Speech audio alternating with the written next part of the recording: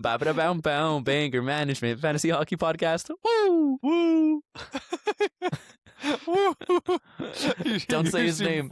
He who shall not be named. Guys, if you want to see me for the rest of the episode, you have to tell Jakey to not speak about what he's going to speak about right now. Let's just say there's a certain player that every time he's mentioned on the pod, Kevin's camera breaks. It's literally out of my control. I think there's a curse. No, so what happens is that I talk about him because he's so great, and I give off good vibes, and then Kevin's like, nah, man, he sucks, and then his camera just goes away. I think there's like something embedded in the coding of the software we used to record that every time you start trashing on him, it just goes blank. Is the only possible explanation. Listen, the only way that we could solve this is that I have to stop trash talking him, and maybe if he got one power play point, I'd be able to not trash talk him. So you're talking about Alexi Protas, right? Yeah, you just ruined everything. I can't believe you just said his name. Like, if his video screws up again, then there's no other explanation. I fixed my issue. It was good for multiple weeks. I think close to like a month and a half since I resolved the issue, and then suddenly the one time we talk about Protas again, this happens. It cannot be a coincidence. Let's see what happens. Let's see. Anyway, welcome in one and all the Banger Management, the Fantasy Hockey Podcast with Jake, Josh, and Kevin. Kevin, who has a face, we see Not AI. He's there. All right. But anyway, you just can't trash talk him. You gotta hop on the Alexa train. It is what it is. Choo choo. Today, our Week 17 Hot Topics and Mailbag episode. Follow us on Spotify, Apple Podcasts, wherever you get your podcasts. We're there. Rate us 5 stars if you like what you hear. And subscribe to our YouTube channel. Give this video a like if you enjoy. All the socials are in the podcast description. And don't forget to join the Discord community. And I just want to preface it before we get into the meat and potatoes. I've had a lot of people actually I'm talking to you guys on the Instagram DMs and the Twitter DMs. And there's a lot of people like, we're in week 17 and they've been listening to us since the beginning of the year and they're still not on the Discord. And they're like, you know what? I'm actually going to join the Discord. Like finally, I'm coming around to it. I know you guys keep mentioning it. And then they join and they're super happy. And they're like, I regret not being in here earlier. So I'm just putting it out there that if you're one of those people that, you've been listening for a while, you love being in the community, you're laughing at the jokes and all that, and you enjoy some of our takes, the Discord is the place to be, I think, because... yeah, and if you want to roast some of our takes, get in the Discord too. I'm happy to, see you guys roast Jakey and Kevin's takes. I can't take it. I'm very sensitive. So don't tell me if I ever say anything you disagree with, but I would love to get on board with roasting the other two. I can handle it. All right. Should we get into some hot topics? Let's do it. All right. This first hot topic, we briefly mentioned it, but I purposely didn't go into too much detail in the news episode. This is something I really wanted to be talking about. Dougie Hamilton of the New Jersey Devils. 8 straight games with a point. New Jersey is winning games. Is he still getting traded with the Luke Hughes injury? Is he a sell high in fantasy?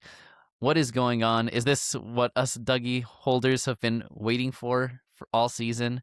What do you guys think? What's the deal here? So I don't think he's going to get traded anymore because the reason, that he was going to is because he wasn't doing anything, but they also didn't give him the opportunity to. And now he has the opportunity to run with for the foreseeable future.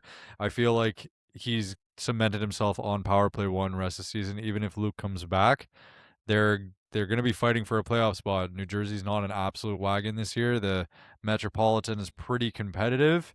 So I think that the way that it's going to play out is that you'll get old school Dougie back, and I think they're going to make the playoffs, but they're going to squeak by. So you want guys on teams that are trying till the end, and I think they're going to give him good deployment.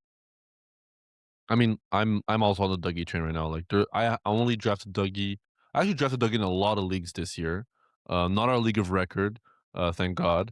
Because that would have been a pain holding him for that long. But who's laughing now? Yeah.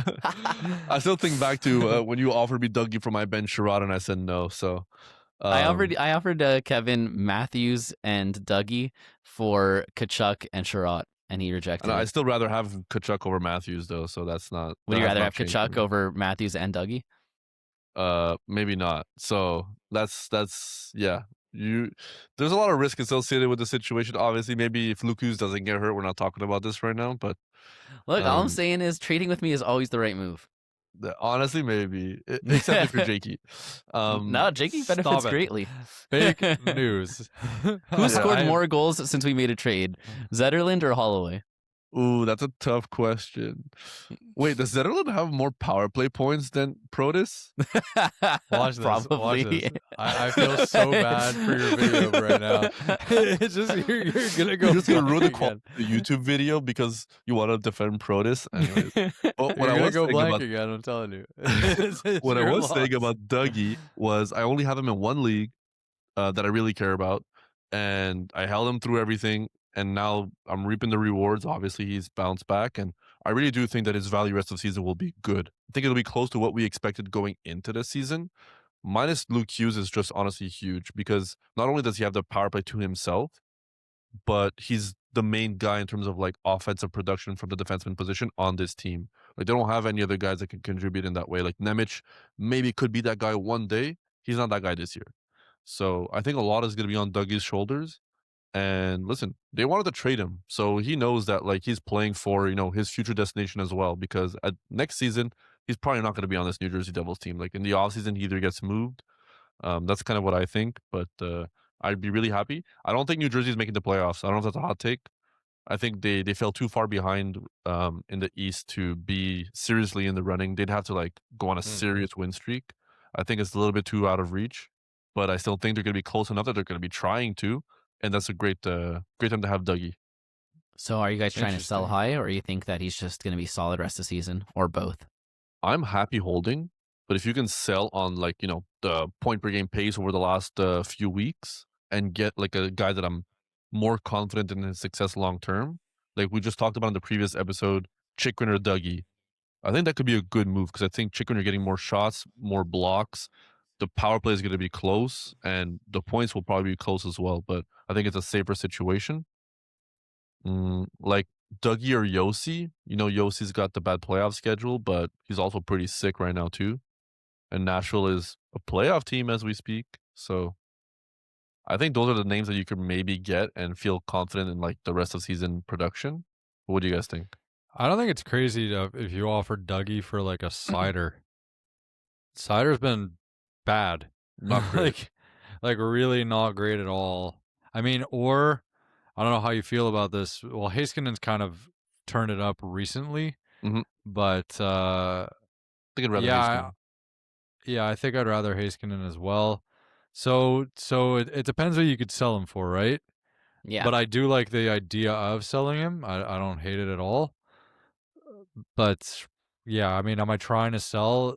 It's tough. You've held him for so long, and it's like I get like the emotional inability to just be like, all right, bye. But it could be the right thing to do. I do think they will make the playoffs, though. I will say. I think they're going to be a bubble team. Like they're, it's going to be close. They're not going to be super far out of it, and they're not going to be super far in it. If they make it, it'll be as probably the second wild card. But it's going to be close. I think they've been playing pretty solid lately ever since Dougie's turned it on. Markstrom's been good.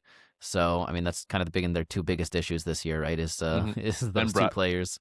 I mean, yeah, but Bratt has not figured it out. But spoilers for. I mean, let's just get into it. Our next hot topic: Jesper Bratt.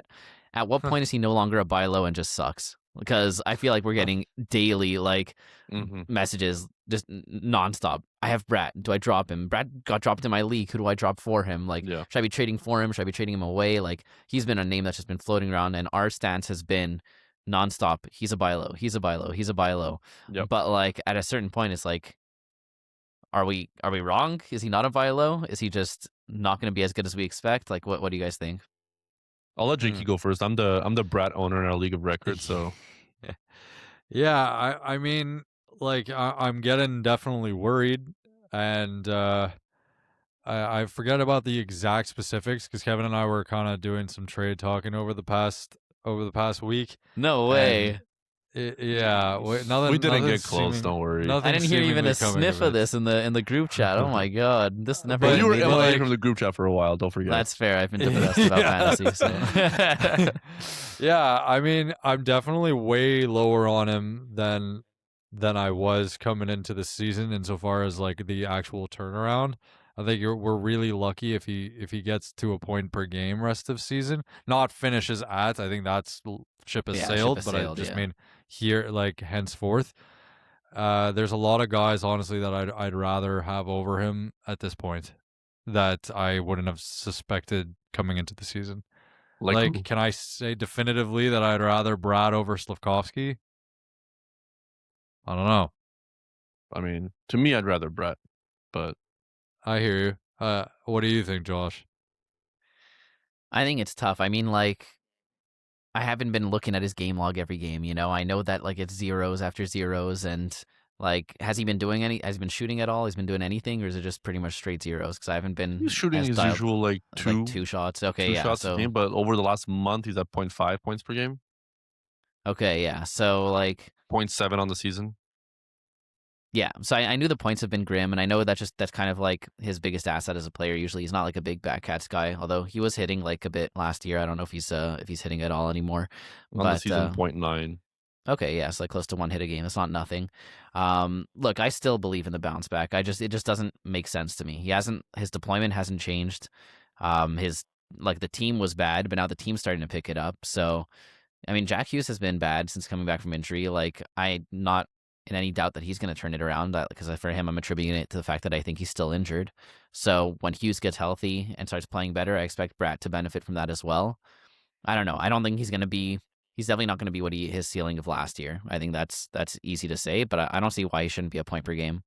Point per game, 0.25 power play points, like even 0.9, 0.25, like if you're being like really like hedging it.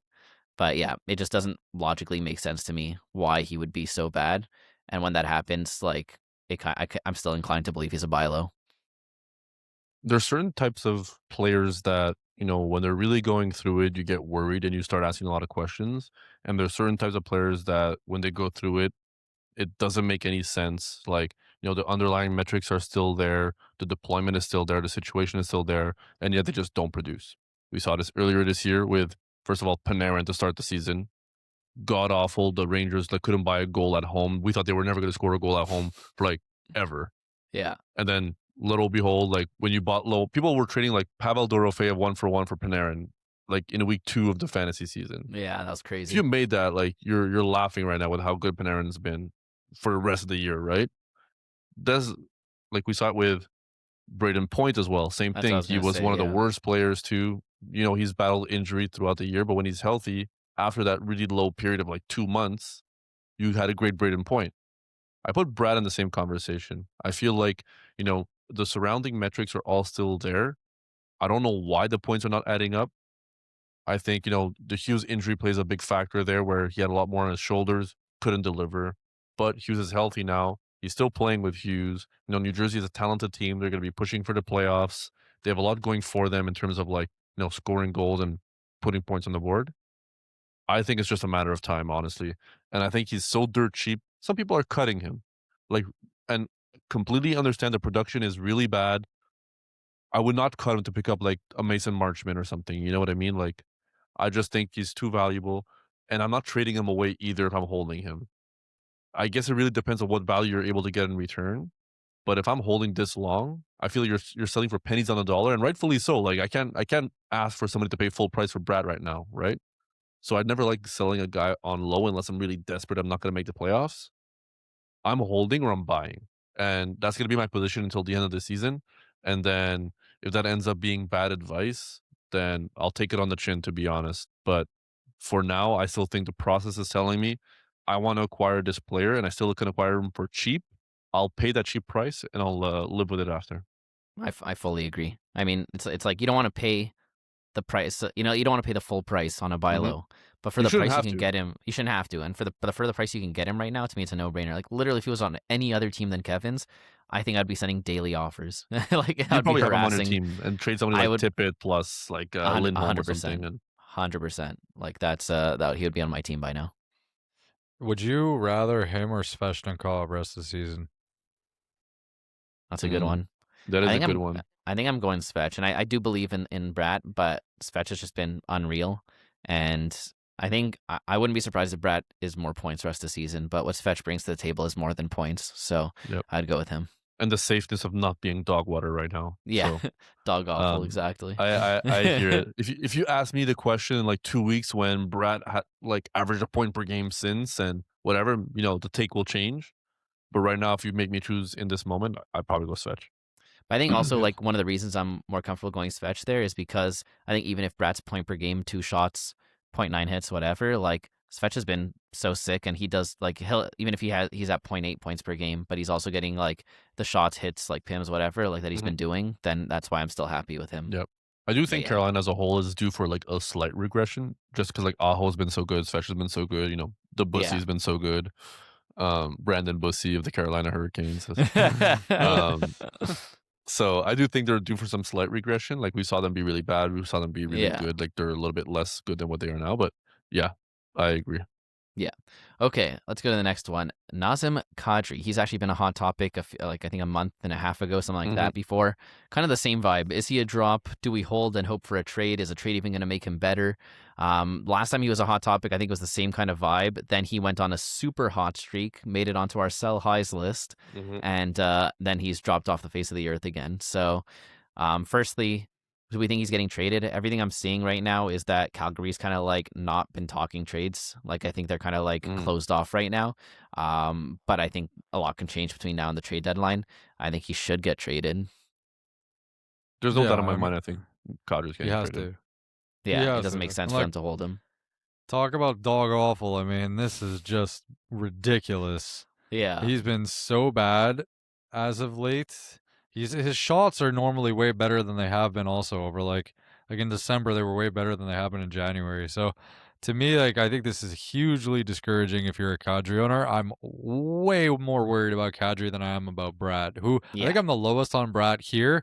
And I'm still like, okay, like I get it. He's got the elite pedigree. Calgary sucks though, and Kadri has to get moved. If he gets moved, I don't necessarily think he's gonna be a lock for a power play one on a team he gets moved to. So I really just don't like his outlook rest of the season at all. I wouldn't cut him if I'm in a deep enough league. If I'm in a 12 team league, maybe. If I'm in a 10 team league, I don't even think he's rosterable. Like you brought up Marshman versus Brad, Kevin. I think I'm probably just gonna take the chance at Marshman over Kadri rest of the season. Honestly, I don't hate that. I think the last time Kadri was doing this bad, Josh tried to trade for him and then he popped off. So, Josh, I I'm think not you're due doing to it again.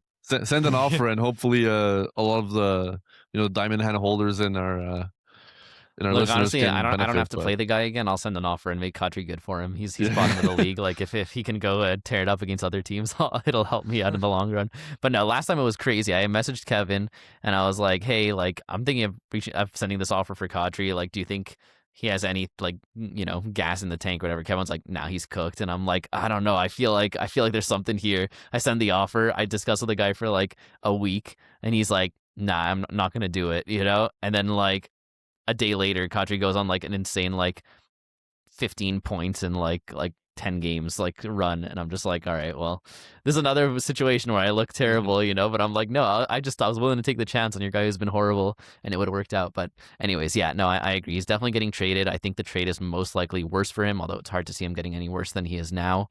And yeah, he's definitely dropping a lot of leagues, and I don't think I'm buying low on him, even if it's pretty cheap.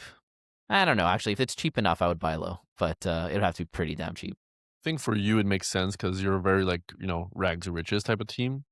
But for more where the wealth is spread out, it's harder to take a chance on a guy like Kadri when you're giving up like actual serious value. Yeah. But I think first of all, Calgary said I don't think they're making any moves until after the Olympics. Yeah. They made their Anderson move, and that was like the big boy that they wanted to get off the table. And Kadri has term, so they got to find a team that's willing to take on that term and at that price. So I think it's going to be difficult to find a partner, but they will inevitably find a partner. I remember hearing Elliot Friedman say that Calgary only has the slot to retain on one more contract. So whether they're trading Blake Coleman, Kadri, or whoever else, they can only retain on one more contract. So I think that's going to be a big deal and why they're like gonna say check out all their options before they make any moves, because that retained slot is gonna be a big deal for them. In terms of fantasy, I think Kadri's a drop in almost every league. Like in our league of record, Kadri won't get dropped, right? Because waivers are so scarce and we play in a very deep league. But if you're in a 12-team league, like you can most likely pick up a guy that's like 45% owned and have better production, right? So Yeah. that's probably what I'm doing. Yeah. Yep. All right. Next, Jesper Wallstedt used to be on Jakey's team, but he got dropped. I'm seeing a lot of trade rumors about him. I don't know if you guys have seen this, but it one trade seems rumor. like I mean, yeah, but it was from Elliot Friedman, who's a pretty credible source. And then I've been seeing some other kind of like reposts of that, and then discussion, and just a lot of kind of like smoke about it, blowing smoke in the bathroom. You got caught blowing smoke in the bathroom? Yeah. Anyways, this is my friend Smoke. Yeah. The fourth co-host, the AI guy that nobody ever knows. Yeah, no, so I'm seeing a lot of trade rumors about him. It seems like Minnesota is trying to shoot for a 1C, and they're willing to give up Wallstedt as part of a deal. And I think there's a solid chance that something happens, but I mean, who would fit that bill? Who needs goaltending and has a 1C to spare? That's the tough Rangers. thing. I mean, Trocheck.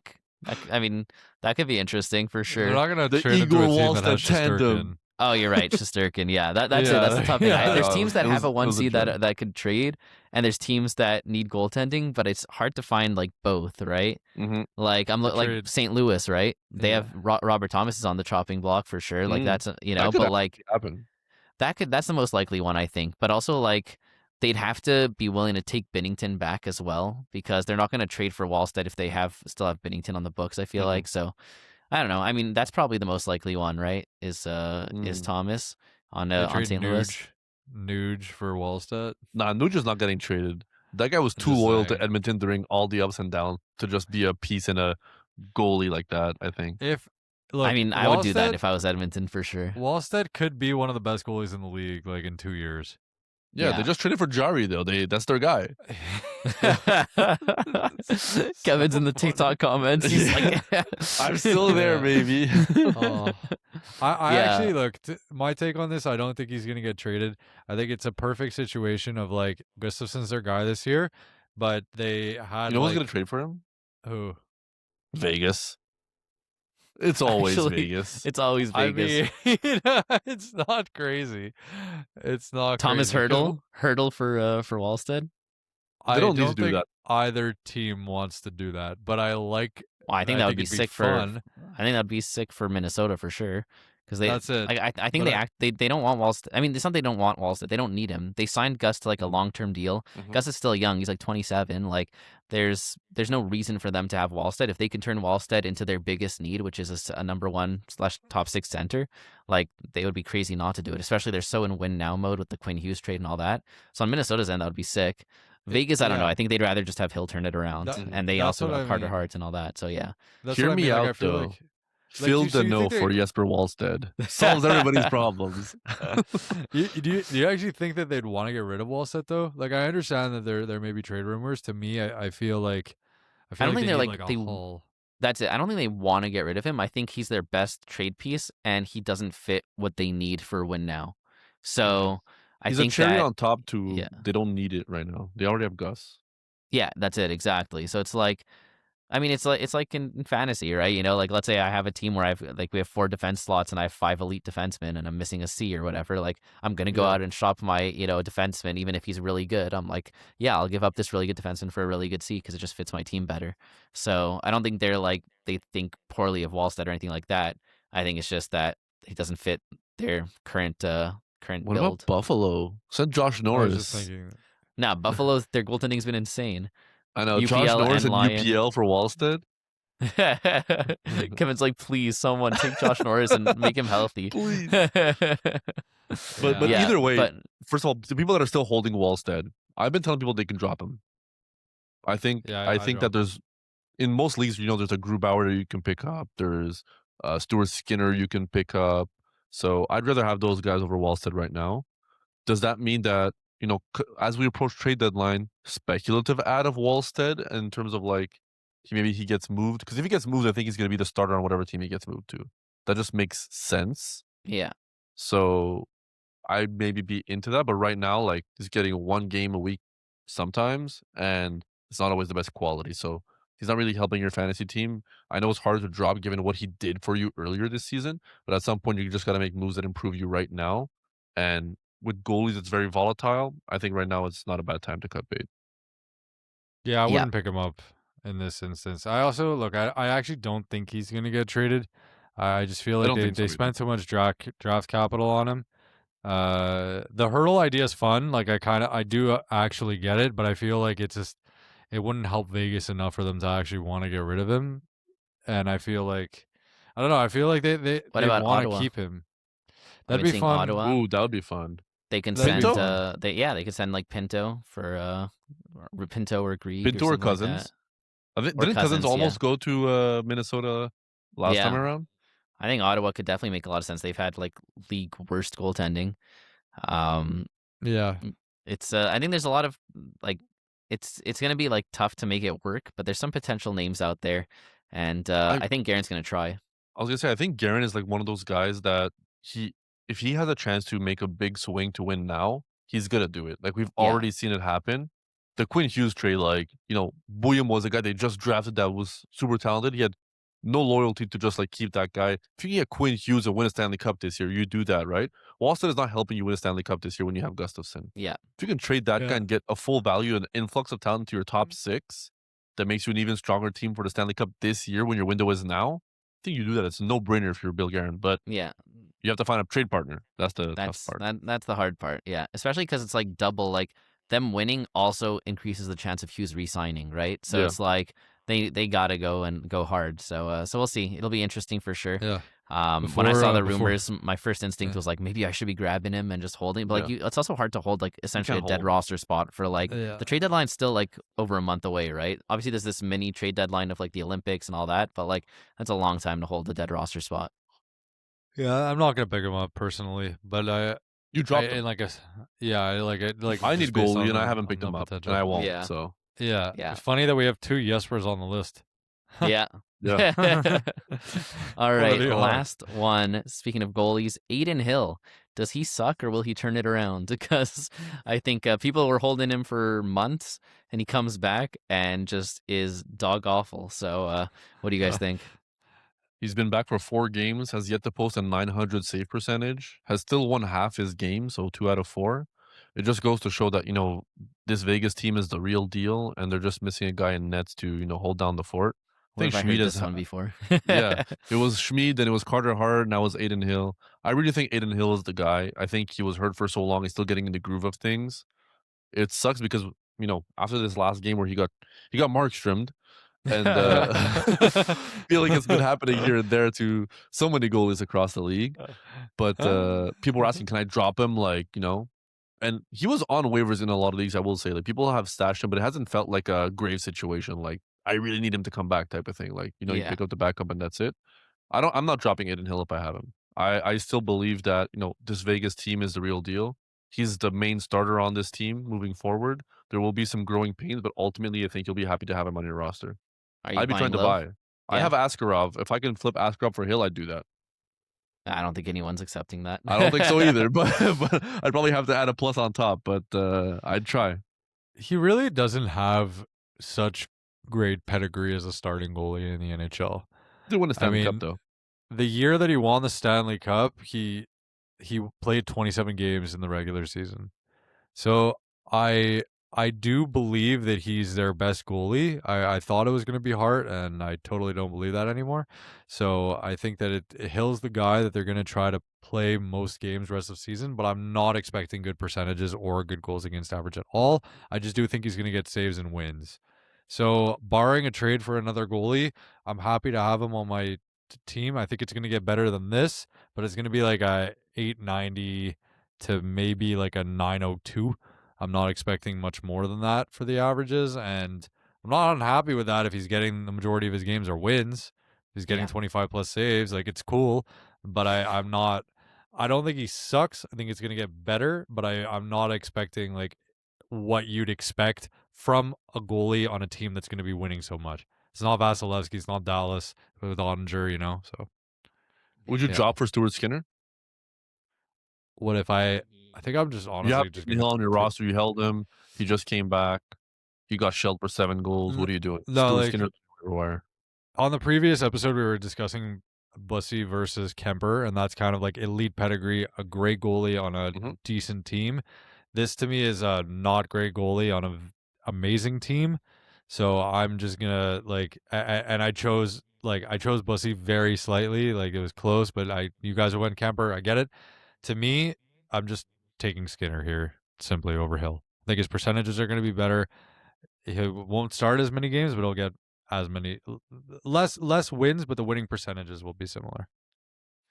I think that for me, if Skinner was starting more games, I would take Skinner. I don't like the fact that he's splitting 50-50 even with how well he's been performing. So if he starts like going like 2 of every 3, I'm taking Skinner, but until then I'm going Hill. Yeah, I don't love Hill. I don't like his outlook that much rest of the season. I just like Vegas. Yes, absolutely. All Okay. right, should we get into the mailbag questions? All right, we don't have Let's too many do it. today, so let's get into it. Joshua Fieron on Discord asked, how do you think the battle for third place in the Pacific Division will play out? Anaheim, San Jose, and LA are all tied in points percentage. Seattle is 2 points behind. This is a super, super tight race. What do you guys think? Who do you think's taking that spot of third in the Pacific? I love this question. I think it's gonna be LA. I think they're the most veteran, best team, and like a lot of their not great performance lately is going to be. I mean, when Kopitar's coming back, things are just going to get better for the team as a whole. Not necessarily fantasy wise, but I think the whole team's just going to get better. Kemper, we speak about, like, he was my buy low. You guys are also very high on him, so I think that's going to turn around quickly. And while I do think the Ducks and the Sharks may make a serious push. I don't think the Kraken, I think they're less good, but that's just, you guys can let me know what you think about that after. I think that it's going to basically be between the Ducks, the Sharks, and the Mammoth for the final spot in the playoffs, right? No, Yeah, there would be like in one wild card. Yeah, because I basically think the Kings are a lock, and then I think the top 3 in the Central is absolutely set, so that's 6. And then Duck, Sharks, Mammoth between those 2 of those 3. I actually, even though I'm the Kemper owner, I'm not nearly as confident in LA as you are. I would love to be. I hope that they turn it around. I think as long as they have Hiller as a coach, they could be terrible for the rest of the season. I'm really hoping he gets fired, in case you can't tell. But yeah, so I don't think they're a lock. I mean, I think my gut says Anaheim gets the spot. My heart says San Jose, because I'm a Macklin boy now. So yeah, that's kind of where I'm leaning. I still think LA can make the playoffs as a wild card, but in terms of like that third seed, I think it's going to be one of those. I was going to say one of those California teams, but they're all California teams. So that's my answer. A California team will be the third spot. Definitely not Seattle. Very astute. Yeah. To me, I think the team I like the least out of here long term is Anaheim. I think Okay. I'm higher on LA and San Jose in terms of like evaluating those 3 teams. So I mean, they're all super close together, right? So I guess it's anybody's shot. But I really like what San Jose is doing, to be honest. I think Celebrini brings an element that the other teams Oh my don't god, have. it's the curse of Protus. The Protus curse. The slow burn. You lagged. You Oh lagged. no! Stop. Now I'm scared. Oh boy. The ghost of Aliexi's future. Exactly. Let Now me you're get all my saying that words out you're saying before that San Jose is I hype. die. But yeah, no, I think San Jose. I think they're good. I think they have another big move in them. Whether it's Panarin, whether it's something else to shake up the team. But I like them finishing third, and I think I'm more confident LA makes the playoffs than Anaheim. But I wouldn't be shocked if LA misses the playoffs. I don't have as much conviction as Jakey does. Like Jakey's willing to bet his life on it. I'm not. So. He did say that. Yeah. I remember making a beer bet about it. Yeah. I don't subscribe to you and your Zillow-oriented nonsense. Betting my house, betting my life. Yeah. Do we all have a different answer? So I got LA, let's say finishing top. Kevin's got San Jose. Josh, do you have like Anaheim, do you think? I feel like we should make a three-way beer bet, and whoever has the lowest of the 3 teams has to drink 2 beers. I like it. 2 beers? Well, one for each, so 2 on people. Yeah. All right, just Alright. because for the beer bet I'll choose Anaheim, even though like my heart says San Jose, but I'll be the third of the three. You always got to go with your gut Yeah, or your mind or whatever. whatever. Jake, you write that Okay, down. lock Yeah. it in. All Lock right, it in. lock it So in. Beer bet. I don't have to win. I just have to not be the worst of the three. It's true. All right. So whoever finishes highest. Yeah, okay, sorry. No, whoever finishes Lowest. lowest loses Finishes lowest in the standings. Okay, of the three. Yeah. All right. perfect. Kit Kat Crew 3 on Discord asked, I have Gostisbehere in a points league where I'm fighting for playoffs. I need the production now and he's injured. Who would be a good trade target? First of all, I just want to say the last time we answered one of Kit Kat Crew's questions on the Discord, he said he laughed at how we pronounce his name. So now I'm thinking maybe it's something that we're not expecting. Maybe it's like a Kit Katru or something, you know? Anyway. I can't possibly think of another way to I know, pronounce this. But if you're listening, Kit Kat Crew, we love you and we hope we're pronouncing it right. If we're not, tell us how. But now to your question. Yeah. Who's a good ghost target? Is it possible? Is Chikrin attainable? Or you think he's too I think it's attainable because he's slowed down a little bit, but he's ramping up right now. So as every passing game feels harder and harder. Yeah. But I would love that. Would you do, this might be This crazy. is a points league. Would you do Dougie Hamilton? Yeah, I would do the ghost for Dougie swap. I think the If you Dougie need owner immediate could production. Yeah. I think the Dougie owner could probably do that. Would you do Schaefer? I would take Schaefer, yeah. Mm-hmm. I think I'll that's a good take one. Schaefer also. Yeah, I think these are all solid targets. So that's three for you. Well, how would you rank those three targets? I think I would go Chikrin, Schaefer, Hamilton, Chikrin, something like that. Chikrin, and then honestly, I might go Hamilton over Schaefer. Just because of the shots, also, right? Mm-hmm. Yeah, I could see that. And honestly, I'm like, when I'm just last thing on Hamilton, because we talked about him earlier, like I'm willing to just throw out the early season out the window and be like, it's a different situation right now. So like, I'm not using that data to project forward. Like it was awful. But if we keep reading into it, we're going to miss out on some future gains. So yeah, I love to hear that. If you want to talk trades, come, you know where to find me. All right, let's keep going.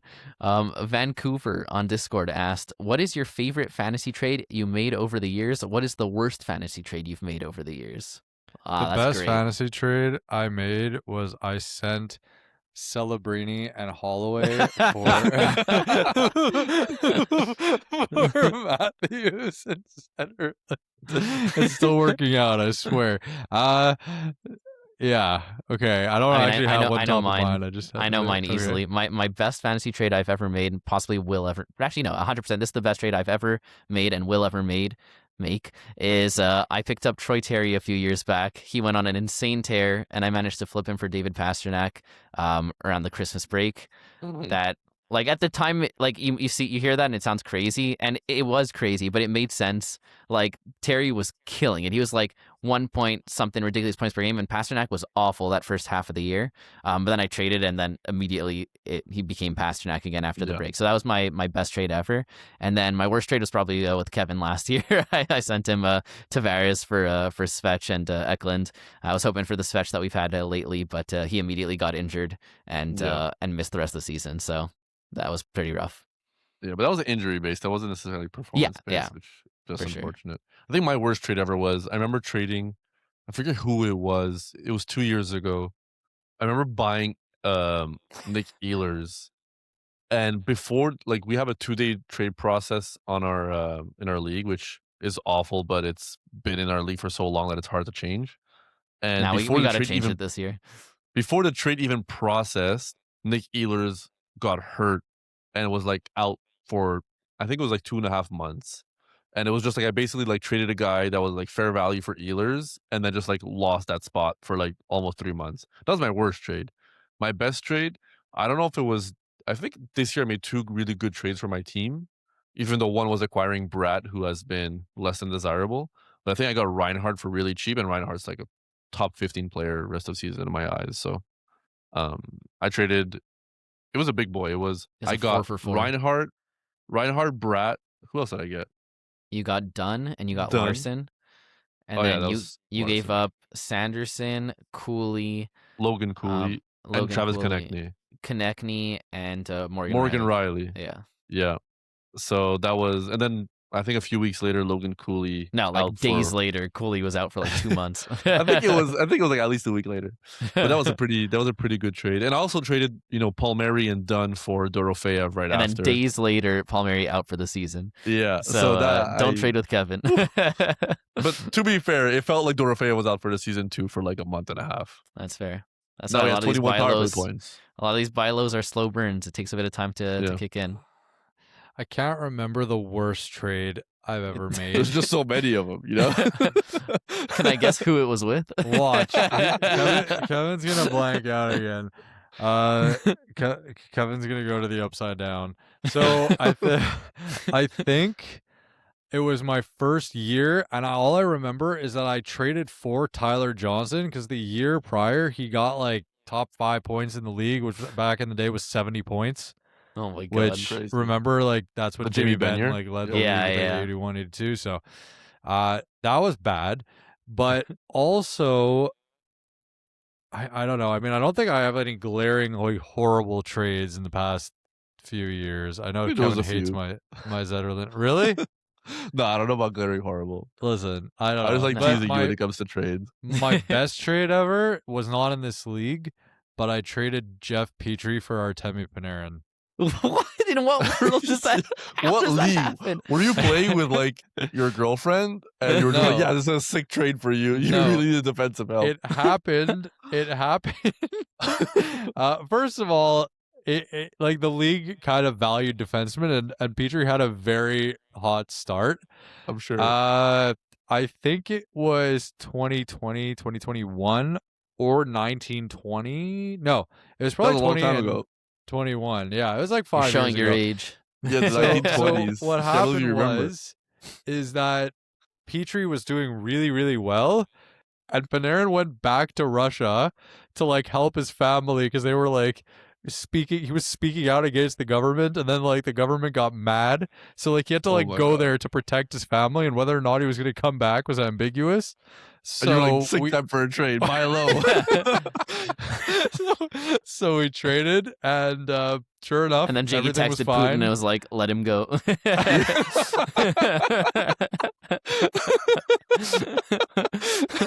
I actually the won plan the works league that perfectly. Thanks, Vlad. Oh, I know I boy. could always count on you. All right. Oh, that's so All funny. right, let's move on. Yeah, that was a pretty wild That's trade. Like insane. Terry for Pasternak is also insane in its own right, but like this one, like Jeff Yeah. Petrie, Not to but he mention- was good. Like Petrie was a good Yeah. defenseman back in the day. Yeah. So, Yeah. but for Panarin, it was quite something. I thought Josh was going to mention his McDavid trade where he gave JT and Tage. That was good. I mean, JT That was and Tage have both been exceptional. unreal though. Like lately, I don't know if you've looked at how I know, they've but it been was doing. bad for months. And McDavid's Yeah. still outscoring both of them together. So, no, I think Yeah. Terry Pasternak is yeah, Terry, that's that's just like a a whole other waiver level. wire guy. That's a yeah. whole other level. I've made some good trades over the years, though. I think honestly, do. like A lot of good trades. most of my like really bad offers don't get accepted. Like the ones that would be bad for me. Like I Yeah. look at the end because I'll screenshot a lot of them and I'll send them to you guys right over the season, and I'll forget to Yeah. delete them. Sometimes at the end of the season, I'll like scroll through these screenshots I had from the past, and I'm like, I can't believe I sent that. If they had accepted Yeah. that, my season would have been over. Meanwhile, the Yeah. trades that do get accepted, I'm like, wow, that was actually sick. I can't believe they accepted that. So it's interesting how that works sometimes. All right. Lavender Gooms on Discord asked, what are your thoughts on deep league sleepers / prospects who can make a run rest of season after the Olympic break? So I guess it's because we always talk about, young guys, either they get called up or it's guys who are like, their team is like, all right, we're cooked for the season. Let's give our young guys some chances. So there's often young guys who emerge in the last couple of weeks and are good. Like who are some guys who are on your minds that can fit this bill? To me, Zane Parekh is one of the names. I think Calgary, he might have a shot at getting that power play 1 slot after the Olympics, especially now that Anderson's gone and they don't even want to put Uyghur there. So he's a name that I'm kind of monitoring, even though, Calgary doesn't have the best power play. Anybody that gets power play 1 exposure is worth taking a look at. And if you're in a deep league, like, if it's a redraft league, this guy's not rostered right now. So keep an eye there. Off the top of my head, you guys have any names? Look, if the Habs keep the situation as is, I actually really like Oliver Kapanen the rest of the season. He's slowed down tremendously, but with Demidov really coming into his own, like you can't mention Demidov. He's definitely goes above, like he's on everyone's radar, I think, at this point. Slav has been awesome. I think Kapanen, it's kind of a confusing as to why he's slowed down so much because he's still on that line. So I really actually like his potential. And that's not me being a homer. That's just me just looking at it objectively. And like I'm aware of the situation because he's on my team. So I'd say he's kind of under the radar, more or less. Yeah. Yeah, no, I like that. I mean, I was just trying to like rack my brain on one, and I don't know if this would count, but maybe Will Cooley on the Rangers. I feel like if they sell away all their power play one pieces, he's been on power play one earlier this year. I think all it takes is one or two of those guys to be gone, and he'll be on power play one. He's already a pretty elite bangers guy, elite playoff schedule. So I could see him being pretty solid rest of the season. Not that he hasn't been already, but like just getting that power play one, I think could be a big boost for him. I'm just trying to think like you want to think of like teams that are not making the playoffs that are selling, right? And they can give those young guys some more ice time. But it's not Like, who necessarily else? young. I don't think he mentioned like specifically. I mean, he said prospects, but sleepers doesn't necessarily tell young. It just entails For someone that's sure. like not high rostered. Yeah. But I feel like that's usually what leads to these like end of season runs. It's usually because it's like these young prospects who come out of nowhere just because the team wants to give them some experience once they're not making the playoffs this year. So that's kind of like where my mind goes. PLD coming back from injury has a chance to be in the top 6 for Washington again, like an influx of talent. Would hurt Justin Sourdif, but no, that can't happen. he might just be what Protus needs to finally score something on the power play. You're going back to the upside down. Yeah, seriously. No, but those are some good ones though. All right, let's you know what? If one last one, and I don't know exactly how this can necessarily play out, but Michael Misa is supposed to be really good, and I feel like as time goes on, that he's going to get better and better and get more opportunity. I don't know if he'll ever play with Celebrini, or he was I don't for think a bit already. Oh yeah, like I don't think the power plays a lock. For like 2 games. Yeah. So I think Michael Misa is definitely someone to keep an eye on. And one more name from me. 7% owned in Yahoo leagues right now. Not young at all, but could get traded to a better situation, and that's Connor Garland for me. I know he's been one of the names from Vancouver that they're trying to ship out, and some teams are interested. I think he's like a middle 6 forward. I think if he falls in the right team, he could get a run where he's like pretty valuable for fantasy. We've seen it before in the past on Vancouver. Granted, he's had better deployment, so it just depends where he goes.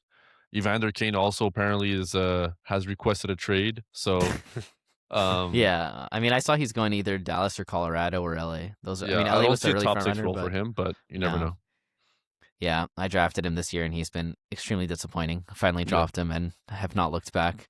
But we'll see. With a trade, anything can happen, right? All right, let's move on. Gnome on Discord asked, you've talked about saving a McDavid shot. You've talked about scoring on McDavid. Do any of you think you could take McDavid in a fight and win on the ice? I'll put this out there. I could not win any fight on the ice because, first of all, I do not have that kind of talent on skates. Do I have to be wearing skates? Can I just be wearing shoes on the ice? Because then I think I like my chances better. More stability on my end. But how about you guys, professional skaters out there? I absolutely cannot beat McDavid in a fight. The only competition that I'll win with McDavid is making sure that more than 2 out of 10 more than 8 out of 10 breakaways do not go in. So that's where I can beat McDavid. No.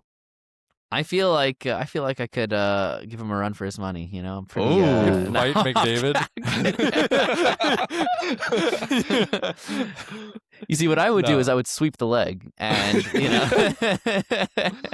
he wouldn't expect that because that's a dirty trick that, you know, players would never do. So I think if I go dirty, then maybe I'd have a chance. But no, I'm a lover, not a fighter. So I this think They reminds love me him of? to death. On the T'Chuk's podcast, Matthew was just like roasting Brady for being like, I think like I could kind of take Derrick Henry in like a trucking contest or something no, like he cannot. that. Derrick Henry, Josh, is a running back in the NFL. I know who's, 'cause like, he's on the Ravens. So there I you He's know. the go. only guy that Josh knows. Like, and Brady's like a monster. He's one of the like best fighters in the league, probably. But like, this guy is an absolute truck. So that's what this reminds me of. Anyway, so none of us can take McDavid, but when he gets those shootouts, if anyone can make it add on to happen. this question: which of us is most likely to be able to? Which one of us would last the longest in a fight with McDavid? Okay, yeah. On Thank the you ice. for specifying in a fight with McDavid. Not me. If it was on like, you know, in the parking lot, I like my odds. If it's in a parking lot, Kevin's got his crowbar, you know, like he's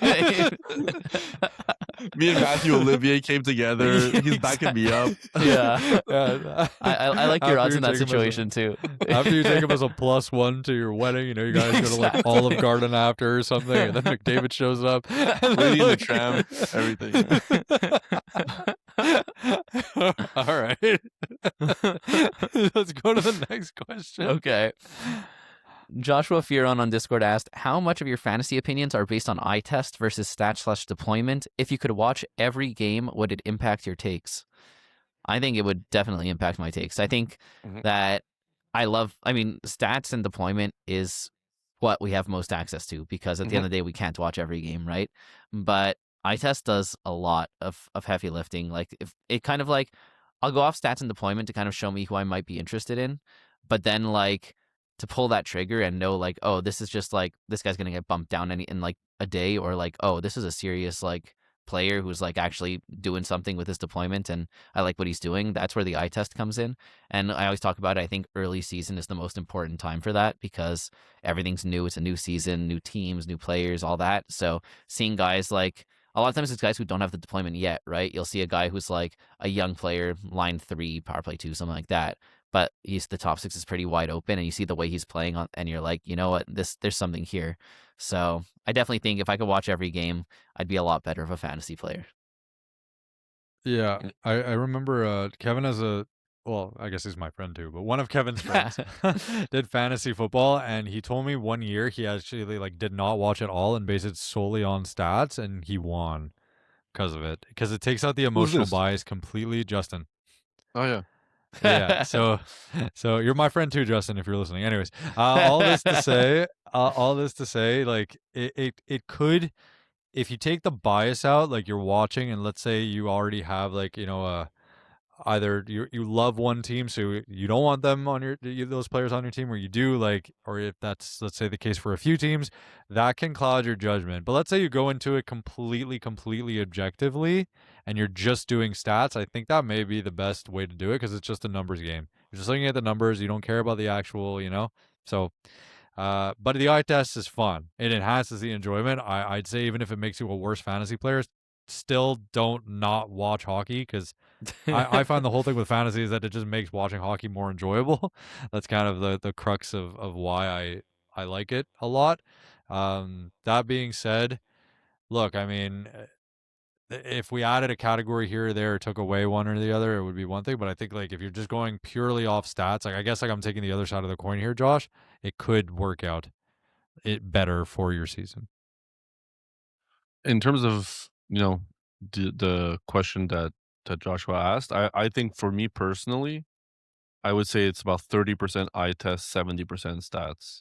And I think 100% reason to remember the name. Sorry. Yes, exactly. That's such a good Wise song. words, Jakey. Nobody has ever said those words before. Did you just come up with that? Dang. But I mean, I watch a lot of hockey. I think every night I have, you know, if there's one game on, I'm watching it. If there's 5 games on, I'm watching probably 4 of them. So that's kind of how it is for me. I try to keep a pulse on you know, the whole league, even guys that are not on my team.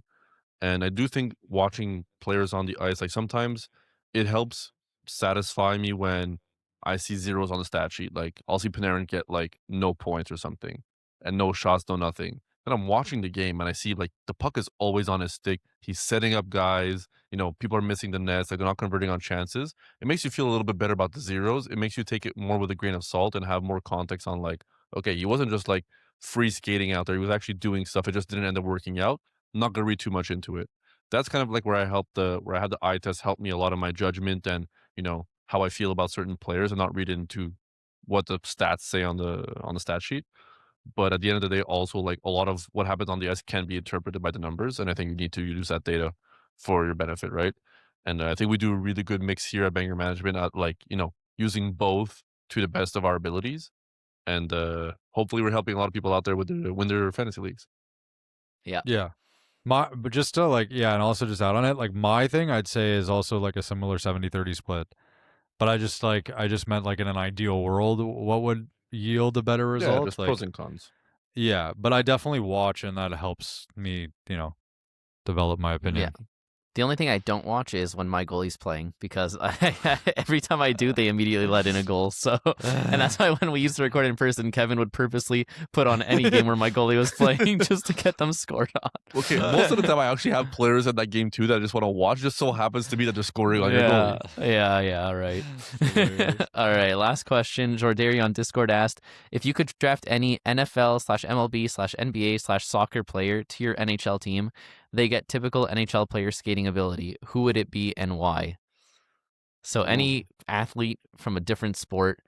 I'm not sure if he meant to like the Habs or if he meant to like our fantasy team. So you guys can interpret that how you want. Yeah. Who would you want on your team? Kevin could come up with a good answer here. I have one, I think. Josh, do you?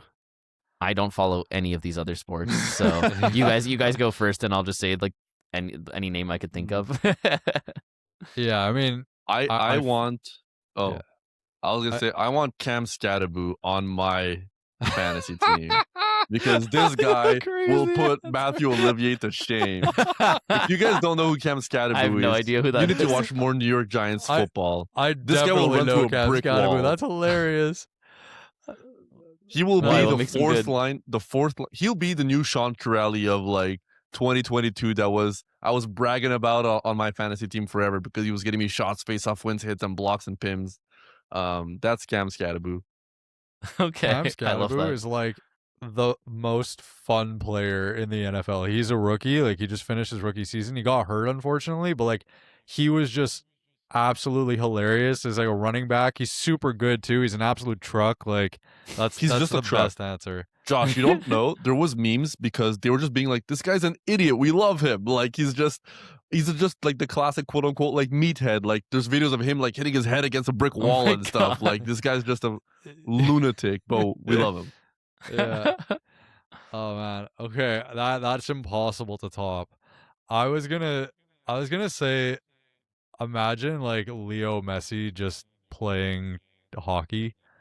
He'd be Pavel Datsyuk. That's who Leo Messi would be. I feel like, yeah, but like how he's dominated in soccer, if you could get like a similar level of dominance, you know what I mean? Like the finesse of Datsyuk makes so much sense, but with like the vision of Crosby, and just kind of like, that'd be nuts. Absolutely nuts. That'd be a player the Habs could use.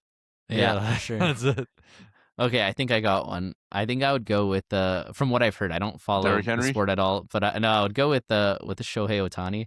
I feel like from what I've heard, he's both unreal at offense and defense. So I could see him being like, I'm thinking fantasy wise, I could see him being like dual eligible, like left wing and defenseman, and like getting you like over a point per game. You know, honestly, though. I have an Ohtani jersey in my wardrobe. That's crazy. But for a team Japan, not the Dodgers, so we don't support the Dodgers because they just buy every player and it's not fun. Okay. Yeah, he'd get like a point and a half a game and 4 blocks and like exactly. Yes. That would be insane. That'd be a sick duo. Wow. Okay. I guess that wraps it up. Thank you to everybody for listening to our Week 17 Hot Topics and Mailbag episode. If you enjoyed, give this video a like. Follow us on Spotify, Apple Podcasts, rate us 5 stars. Don't forget to subscribe to our YouTube channel as well. And all the socials are in the podcast description, and join that Discord. Nice. Yes, please join the Discord. And also let us know in the comments who you would want on your fantasy team that does not play hockey. Is it Shohei? Is it Derrick Henry? Is it Cam Scadaboo the GOAT? Oh my God, Josh, you need to look up Cam Scadaboo after this. I will. Just for the name alone. Yeah, exactly. All right, take it away. Ba-ba-da-bow-bow, Banger Management Fantasy Hockey Podcast. Woo! Woo! Woo! You didn't say Ernie. You just had take it away. Does it hit the same? I'm sorry. I was too It's caught all up in the good. Cam Scadaboo hype.